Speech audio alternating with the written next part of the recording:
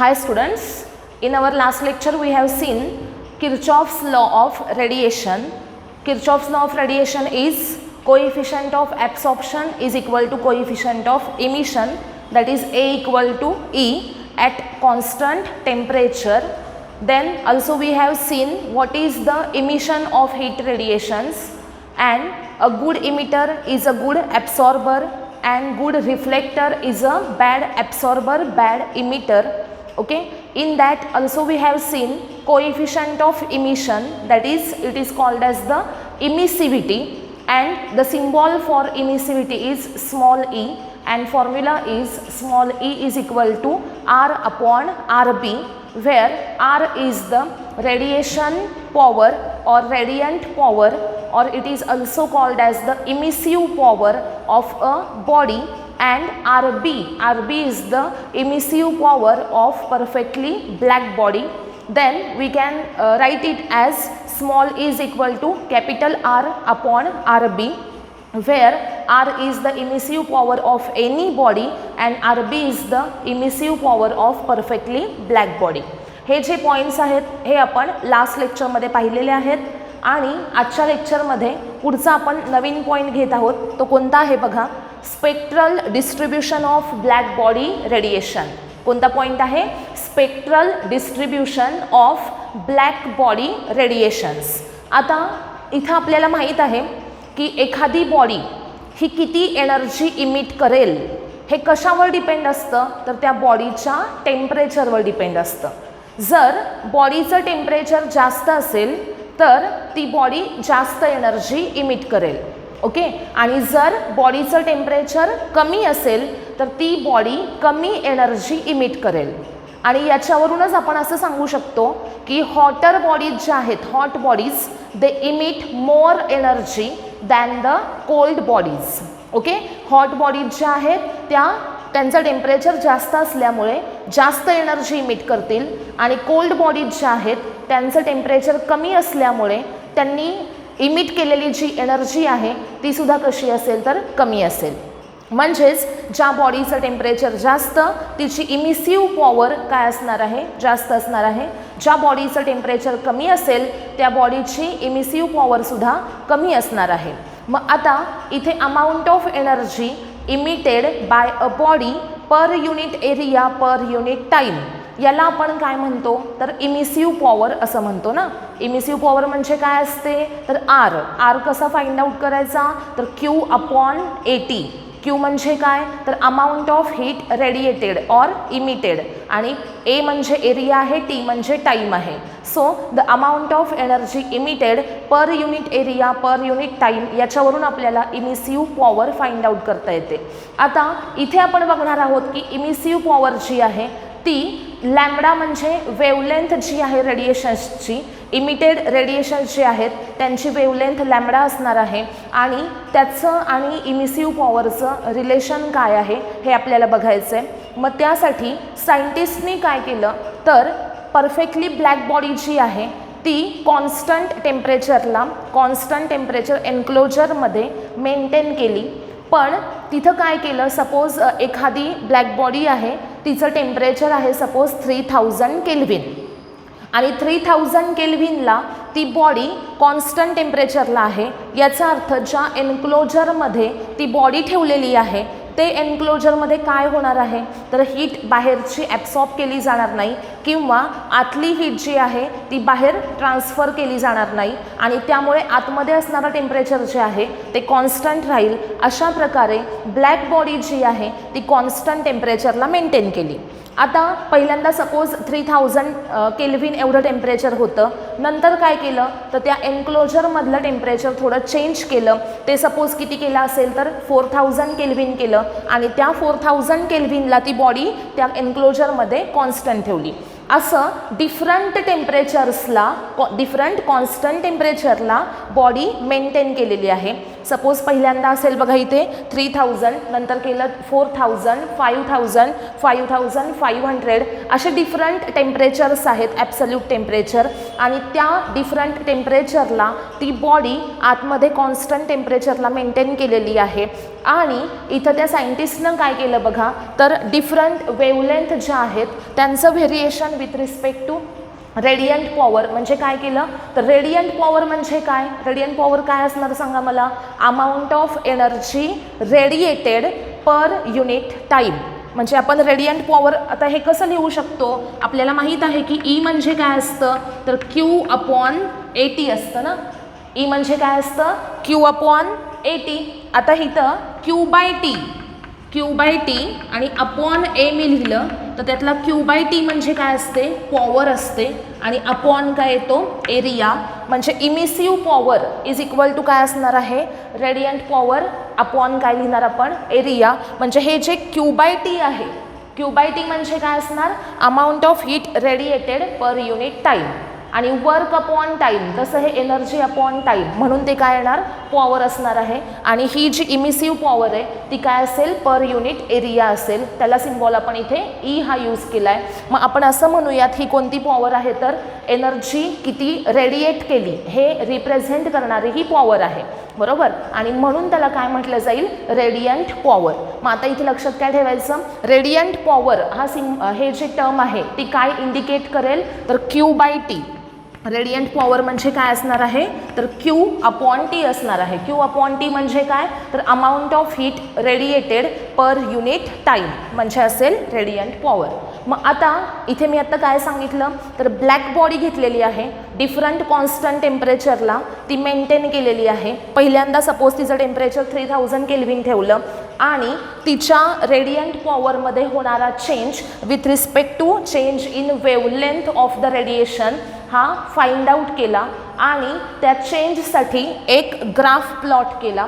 Graph कोणता काढला, radiant power versus change in wavelength. म्हणजे करस्पॉन्डिंग वेवलेंथ बदलल्यानंतर त्याच्या रेडियंट पॉवरमध्ये काय चेंज होतो हे बघितलं, आणि त्याचा एक ग्राफ प्लॉट केला. कधी, 3000 केल्विनला, ज्यावेळेस बॉडीचं टेम्परेचर मेंटेन केलेलं आहे. त्यानंतर आतमध्ये जे एन्क्लोजर आहे त्याच्यामध्ये बॉडी ठेवलेली आहे, तिचं टेम्परेचर आता किती केलं, 4000 केल्विन. म्हणजे 4000 केल्विनला कॉन्स्टंट टेम्परेचरला ब्लॅक बॉडी तुम्ही मेंटेन केली, आणि आता डिफरंट वेवलेंथनुसार तिच्या रेडियंट पॉवरमध्ये होणारा चेंज जो आहे तो नोट डाऊन केला, आणि हा सेकंड ग्राफ प्लॉट केला. ओके, अशाच प्रकारे थर्ड टेम्परेचर घेतलं, सपोज 5000 केल्विन, आणि डिफरंट वेवलेंथला रेडियंट पॉवरमध्ये होणारा चेंज नोट डाऊन केला, आणि हा थर्ड ग्राफ प्लॉट केला. त्यानंतर फोर्थ ग्राफसाठी इथे टेम्परेचर किती मेंटेन केलं बघा, 5500 केल्विन एवढं टेम्परेचर मेंटेन केलं, आणि करस्पॉन्डिंग वेवलेंथमधल्या चेंजसाठी इथं काय फाइंड आउट केला, रेडियंट पॉवर फाइंड आउट केल्या, आणि रेडियंट पॉवर व्हर्सेस वेवलेंथ असा एक आपण ग्राफ प्लॉट केला.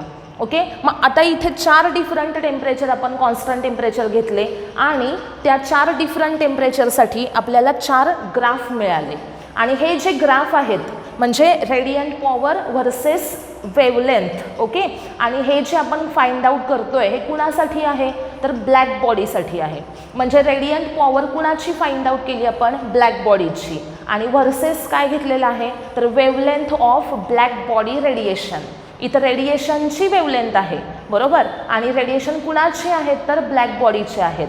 मग radiant power of the black body आणि व्हर्सेस काय घेतलेला आहे, तर wavelength of the black body radiation. हा जो ग्राफ दिसतोय आपल्याला, ह्या ग्राफलाच काय म्हटलं जातं, spectrum of black body radiation. Okay, आता इथे स्पेक्ट्रल डिस्ट्रीब्युशन असा वर्ड यूज केलेला आहे. त्या स्पेक्ट्रल डिस्ट्रीब्युशनच्या ऐवजी तुम्ही कोणता वर्ड आणखीन यूज करू शकता, spectrum. Okay, spectrum of black body radiation असं म्हटलं तरी चालेल, किंवा spectral distribution of black body radiation. म्हणजे काय असणार आहे, तर इथं हा जो ग्राफ आहे काय, radiant power versus wavelength. Okay, आता हा जो ग्राफ प्लॉट केला त्यानंतर काय ऑब्झर्वेशन्स मिळाले, हे आपल्याला बघायचं आहे. ग्राफ बघितल्यानंतर आपल्याला काय लक्षात येतं, म्हणजे हा जो क्वेश्चन आहे याच्यामध्ये तुम्हाला सिम्पली काय लक्षात ठेवायचं आहे की ग्राफ काय आणि ग्राफवरून आपल्याला ऑब्झर्वेशन्स काय मिळालेले आहेत. आता फर्स्ट ऑब्झर्वेशन सगळ्यांनी नीट रीड करायचं आहे. काय आहे बघा, at given temperature energy distribution is not uniform, म्हणजे इट इज नॉन युनिफॉर्म. म्हणजेच गिव्हन टेम्परेचर, सपोज मी 5500 केल्विन हे टेम्परेचर घेतलं. ओके, तर या ग्राफसाठी म्हणजे या 5500 केल्विनला ही जी कर्व मिळालेली आहे त्या एका कर्वसाठी आपण काय सांगू शकतो बघा, गिव्हन टेम्परेचरला एनर्जी डिस्ट्रीब्युशन हे कसं आहे, नॉन युनिफॉर्म आहे. युनिफॉर्मली डिस्ट्रीब्युटेड आहे का, नाही.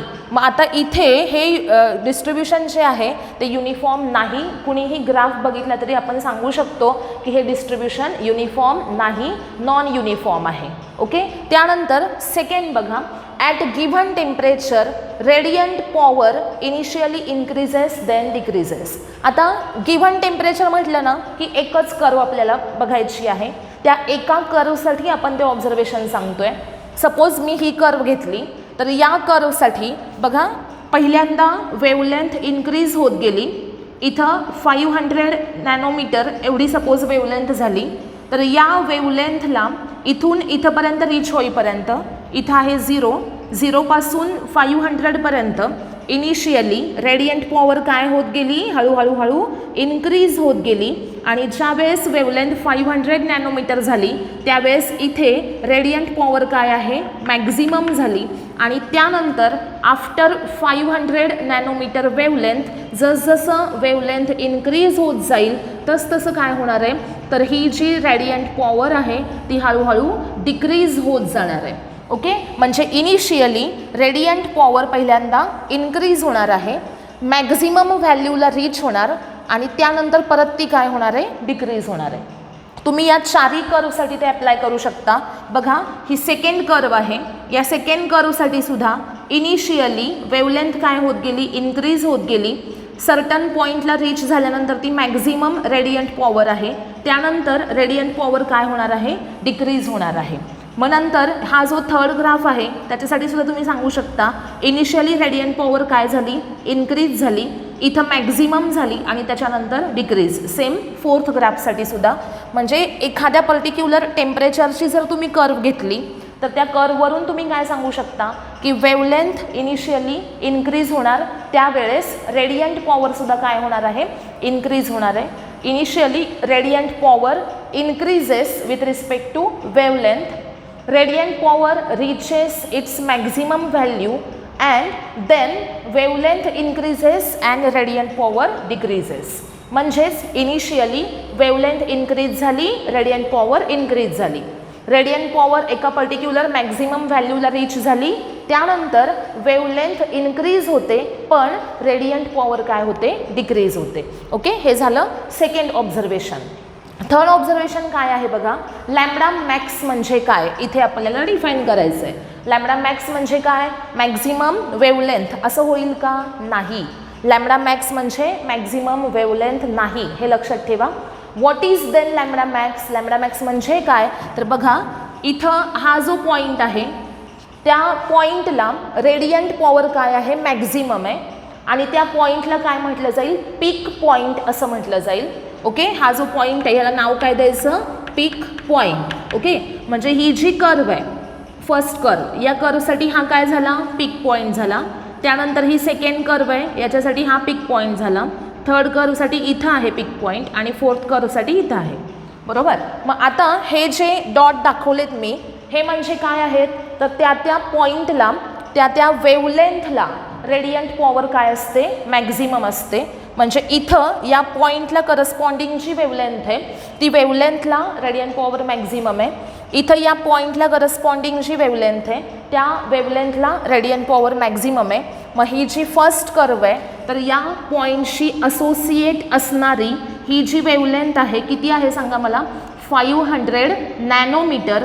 म्हणजे ज्यावेळेस टेम्परेचर 5500 केल्विन आहे त्यावेळेस 500 नॅनोमीटर एवढ्या वेवलेंथला रेडियंट पॉवर काय असते, मॅक्झिमम असते. म्हणजे त्या पॉईंटला पीक पॉईंट मिळतो आपल्याला जिथं रेडियंट पॉवर मॅक्झिमम आहे. आणि अशी वेवलेंथ ज्या वेवलेंथला रेडियंट पॉवर मॅक्झिमम आहे त्या वेवलेंथला लॅम्बडा मॅक्स असं म्हटलं जातं. म्हणजे लॅम्बडा मॅक्स म्हणजे मॅक्झिमम वेवलेंथ आहे का? नाही. अशी वेवलेंथ आहे ज्या वेवलेंथला रेडियंट पॉवर मॅक्झिमम आहे.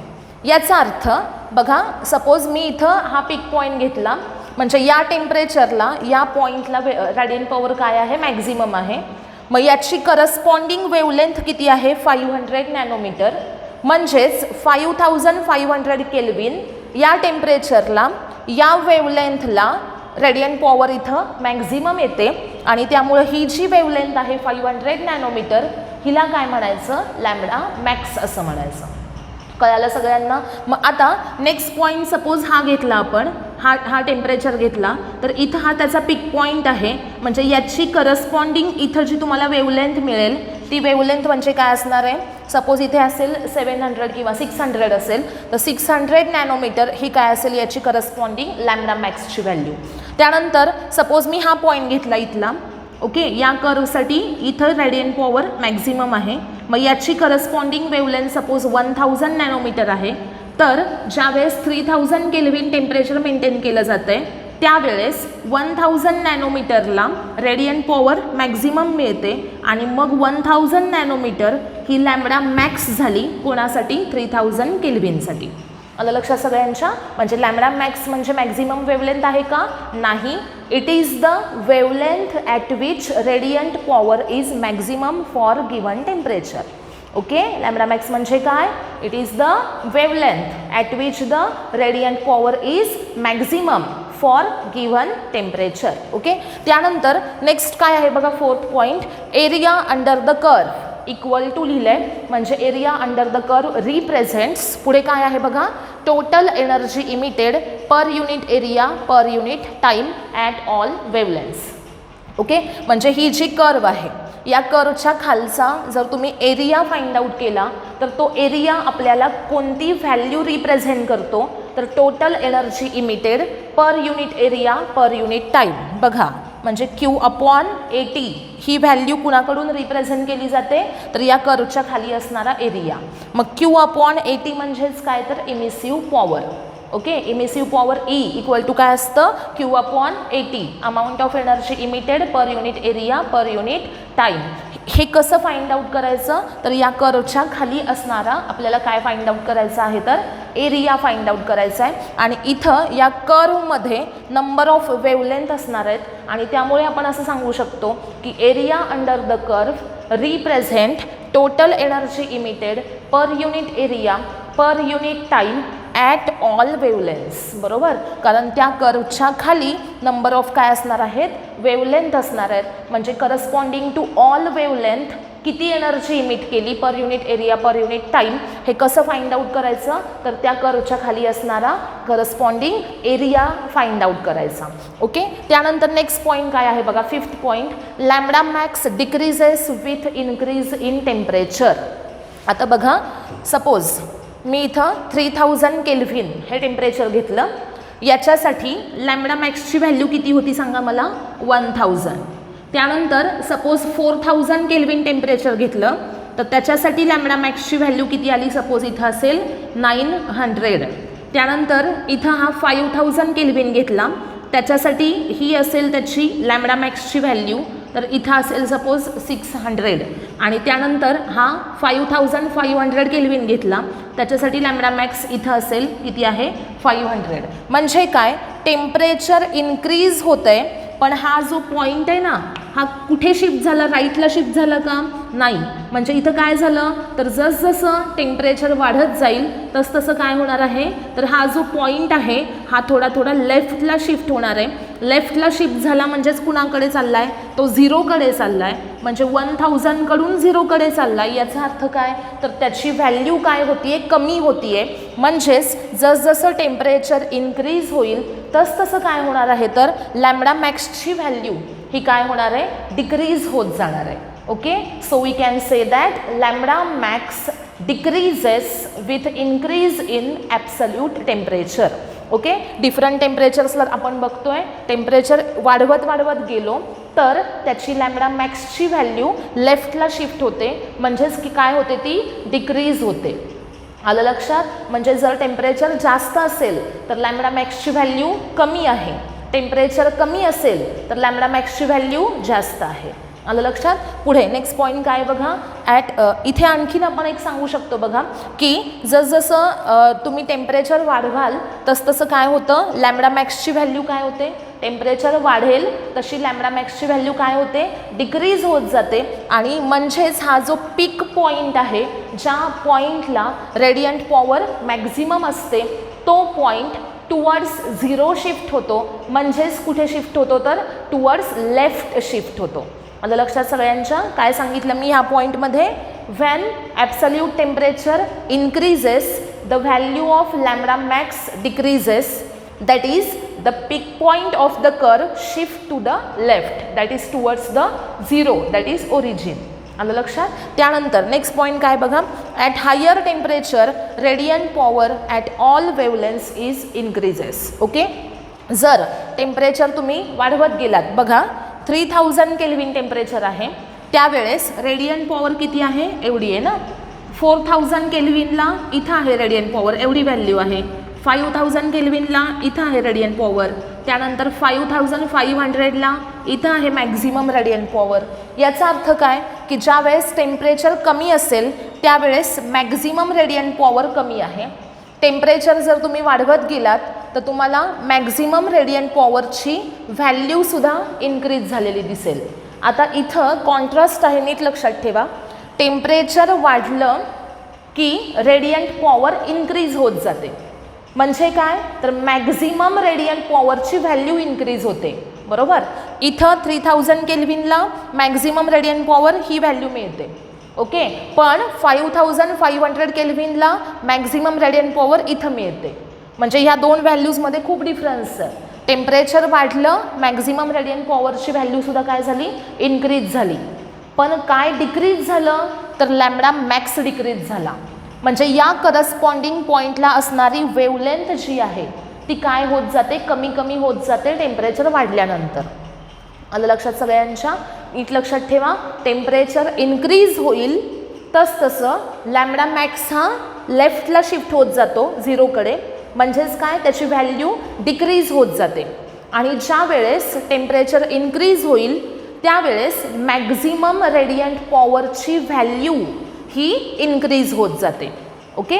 With increase in absolute temperature the value of maximum radiant power increases and lambda max decreases. Okay. मग आता नेक्स्ट पॉईंट काय आहे बघा.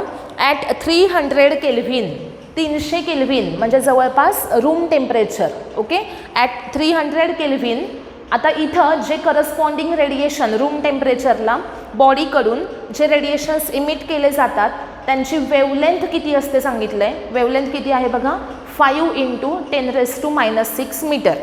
300 केल्विनला जी रेडिएशन्स इमिट होतील त्यांची वेवलेंथ आहे 5 × 10⁻⁶ मीटर.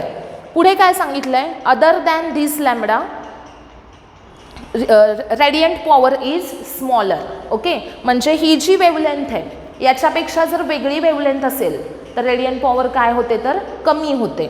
आणि त्यानंतर इथे पुढे काय सांगितलं तर या वेवलेंथला जे रेडिएशन्स इमिट केले जातात ते कोणते असतात तर इन्फ्रारेड रेडिएशन्स. समजलं सगळ्यांना. बघा काय काय सांगितलं मी या पॉईंटमध्ये की एखादी बॉडी किती एनर्जी इमिट करेल पर unit area per unit time हे डिपेंड कशावर असतं, बॉडीच्या टेम्परेचरवर. हॉट बॉडीज जास्त एनर्जी इमिट करतील दॅन कोल्ड बॉडीज. मग आता इथे इमिसिव्ह पॉवर आपण वेवलेंथच्या फॉर्ममध्ये स्टडी करतोय. त्यासाठी काय केलं सायंटिस्टनं तर ब्लॅक बॉडी डिफरंट कॉन्स्टंट टेम्परेचर्सला मेंटेन केली आणि तिच्या रेडियंट पॉवरमध्ये होणारा change with respect to corresponding wavelength तुम्ही चेंज इन वेवलेंथ काय केला फाइंड आउट केला आणि प्रत्येक डिफरंट टेम्परेचरसाठी डिफरंट कर्व्स काढल्या. कर्व्स काढल्यानंतर ऑब्झर्वेशन्स मिळाले. त्याच्यातलं फर्स्ट ऑब्झर्वेशन आपल्याला मिळतं की एखाद्या कॉन्स्टंट टेम्परेचरसाठी तुम्ही काय सांगू शकता की एनर्जी डिस्ट्रीब्युशन जे आहे ते नॉन युनिफॉर्म आहे. इनिशियली रेडियंट पॉवर इन्क्रीज होते, मॅक्झिमम व्हॅल्यू रीच करते आणि परत काय होते, डिक्रीज होते. नेक्स्ट पॉईंट लॅम्बडा मॅक्स म्हणजे काय आहे, तर ज्या वेवलेंथला the wavelength at which the radiant power is maximum is called as the lambda max. त्यानंतर जसजसं टेम्परेचर वाढेल तसतसं लॅम्बडा मॅक्स डिक्रीज होत जातो आणि पॉईंट कुठे शिफ्ट होतो, पीक पॉईंट लेफ्टला शिफ्ट होतो. आणि जसजसं टेम्परेचर वाढेल तशी रेडियंट पॉवर जी मॅक्झिमम व्हॅल्यू आहे ती काय होत जाते, इन्क्रीज होत जाते. त्यानंतर एखाद्या ही जी कर्व आहे रेडियंट पॉवर वर्सेस वेवलेंथ, ही जी कर्व आहे याच्या खाली असणारा जो एरिया आहे तो एरिया आपल्याला काय रिप्रेझेंट करतो, तर amount of energy emitted per unit area per unit time हे कोणाकडून रिप्रेझेंट केलं जाईल, तर एरिया अंडर द कर्व. ज्यावेळेस टेम्परेचर वाढतं त्यावेळेस मॅक्झिमम रेडियंट पॉवरची व्हॅल्यू ही इन्क्रीज होत जाते. आणि लास्ट पॉईंट सांगितला की at 300 kelvin that is room temperature the radiations are having wavelength of 5 × 10⁻⁶ metre. If the waves are having different wavelength than this then पुढे काय सांगितलं मी तुम्हाला, रेडियंट पॉवर डिक्रीजेस. आणि इथं जे रेडिएशन्स आहेत ते कसले रेडिएशन्स असतात, इन्फ्रारेड रेडिएशन्स. ओके. आता आपला नेक्स्ट पॉईंट आहे बघा, wins displacement law. Wins displacement law जो आहे तो डिपेंड आहे spectral distribution of black body radiations या कन्सेप्टवर. याच्यामध्ये ऑब्झर्वेशन्समध्ये आपण असा एक पॉईंट बघितला की जसजसं ॲब्सल्यूट टेम्परेचर इन्क्रीज होत जातं तसतसं लॅम्बडा मॅक्सची व्हॅल्यू काय होत जाते, डिक्रीज होत जाते. लॅम्बडा मॅक्स म्हणजे काय आहे, तर ज्या वेवलेंथला इंटेन्सिटी ऑफ रेडिएशन म्हणजेच काय, radiant power of black body radiations he maximum आहे त्या वेवलेंथला काय म्हटलं जातं, लॅम्बडा मॅक्स असं म्हटलं जातं. एक लक्षात ठेवा, जिथे आपण रेडियंट पॉवर हा वर्ड यूज केला आहे तिथे आपण इंटेन्सिटी ऑफ रेडिएशन असा देखील वर्ड यूज करू शकतो. रेडियंट पॉवर म्हणजेच काय असणार आहे, तर रेडिएशन्सची इंटेन्सिटी असणार आहे. मग त्यामुळे इथे आपण लॅम्बडा मॅक्स म्हणजे काय सांगू शकतो, the wavelength at which the intensity of radiations is maximum, or we can say it as lambda max means the wavelength at which radiant power of black body radiations is maximum. Okay. मग आता इथे आपण बघितलं की absolute temperature increase झाल्यानंतर lambda मॅक्सची value काय होत असते, डिक्रीज होत असते. म्हणजे या दोघांचं प्रपोर्शन हे कसं असलं पाहिजे, इनवर्स. म्हणजे lambda max is inversely proportional to the absolute temperature. त्यानंतर प्रपोर्शन साईन आपण काढून टाकलं, इक्वल टू टाकलं आणि इथे काय पुटअप केलेलं आहे आपण, कॉन्स्टंट. मग lambda max equal to constant कोणता आहे, बी, आणि अपॉन काय असणार आहे, टी. मग lambda max is equal to B upon T असं आपल्याला फॉर्म्युला मिळतो. याच्यामध्ये lambda max B equal to काय असणार बघा, लॅम्बडा मॅक्स इंटू टी. हा बी जो आहे तो प्रपोर्शनॅलिटी कॉन्स्टंट आहे, कशामधला, विन्स डिस्प्लेसमेंट लॉमधला. आणि त्याला काय म्हटलं जाईल, तर विन्स कॉन्स्टंट असं म्हटलं जाईल. आणि त्याची व्हॅल्यू काय असते, 2.897 × 10⁻³ त्याचं SI युनिट बघा, b equal to lambda max into T आहे. लॅम्बडा ही मीटरमध्ये मेजर केली जाते आणि टी म्हणजे टेम्परेचर आहे, कशामध्ये असेल, केल्व्हिनमध्ये. म्हणजे मीटर केल्व्हिन असं बीचं युनिट असेल. व्हॅल्यू आहे 2.897 × 10⁻³ आणि युनिट असेल पुढे त्याच्या मीटर केल्व्हिन. आलं लक्षात सगळ्यांच्या. आणि बी जो आहे तो आहे विन्स कॉन्स्टंट. आता याचं स्टेटमेंट काय असेल बघा, स्टेटमेंट असेल lambda max inversely proportional to T आहे. हे फक्त आपल्याला वर्ड्समध्ये सांगायचं आहे.